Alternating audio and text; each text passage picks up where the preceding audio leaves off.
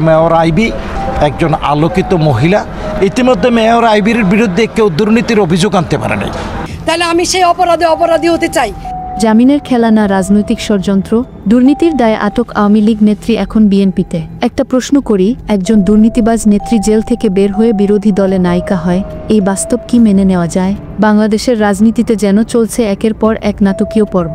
ক্ষমতার পালা বদল নয়, এইবার নাটক চলছে নেতানেত্রীদের চেহারায়, দলে এবং চরিত্রে। আর এই নাটকে এখন সবচেয়ে আলোচিত নাম হচ্ছে মেয়র আইভি, একজন মহিলা নেত্রী যিনি ছিলেন আওয়ামী লীগের গুরুত্বপূর্ণ পদে। দলীয় পরিচয়ে এলাকায় প্রভাব বিস্তার, বড় বড় সরকারি প্রকল্পে টেন্ডার, উন্নয়ন কাজের অর্থ বরাদ্দ, সব কিছুতেই ছিল তার আধিপত্য। কিন্তু সময়ের সঙ্গে সঙ্গে তার নাম জড়ায় অর্থ কেলেঙ্কারি, ঘুষ নেওয়া, জমি দখল, এমনকি সরকারি টাকা আত্মসাতের মতো গুরুতর অপরাধে।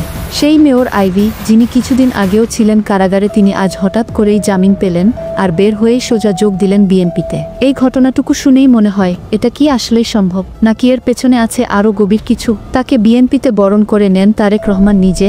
যুক্তরাজ্য থেকে পাঠানো এক ভিডিও বার্তায় তিনি বলেন, আইভি একজন সংগ্রামী নারী, দেশের সত্যিকারের পরিবর্তনে তার মতো মানুষ আমাদের দরকার।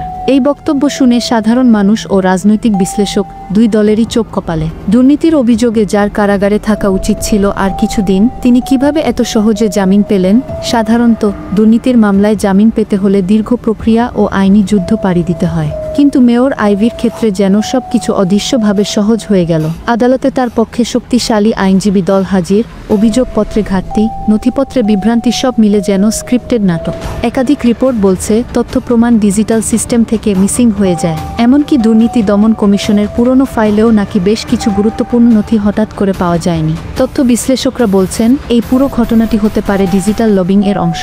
আইনজীবীদের ম্যানিপুলেশন, মামলার তথ্য ঘাটতি এবং বিচার ব্যবস্থায় অনৈতিক প্রভাব, এই সব কিছু প্রযুক্তির সাহায্যে ঘটানো সম্ভব যদি প্ল্যানটা সঠিক হয়। সোশ্যাল মিডিয়ার সবচেয়ে ভাইরাল সংলাপ এটিই যে দল বদলালেই পাপ মাফ। অনেকে বলছে একসময় যাকে চোর বলা হতো, এখন তাকেই বলা হচ্ছে দেশ রক্ষার নেত্রী।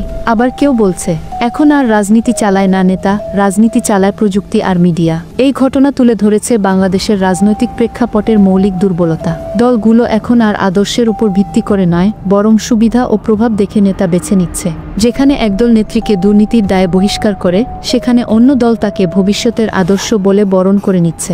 আইভির জামিন প্রক্রিয়া ও দল বদলের পেছনে যদি প্রকৃতপক্ষে রাজনৈতিক সমঝোতা থাকে, তাহলে এটি বাংলাদেশে নতুন এক ভয়ঙ্কর উদাহরণ হয়ে দাঁড়াবে। তবে প্রশ্ন হলো, এখন আওয়ামী লীগের প্রতিক্রিয়া কি? তাদের প্রাক্তন নেত্রী বিএনপিতে গিয়ে দলে গৌরব নিয়ে কথা বলছেন। এখন আওয়ামী লীগ কি বলবে, যে উনি দুর্নীতিগ্রস্ত? তাহলে এতদিন তাকে দলে রেখেছিল কেন? আর বিএনপি, যারা সব সময় আওয়ামী লীগ নেতাদের দুর্নীতির বিরুদ্ধে কথা বলে, তারা এখন কিভাবে এক দুর্নীতিগ্রস্ত নেত্রীকে দলীয় সম্মান দিচ্ছে? এটাই প্রমাণ করে দুই দলই এক বিন্দুতে এসে মিলছে, যেখানে আদর্শ নয়, টার্গেট হলো ক্ষমতা।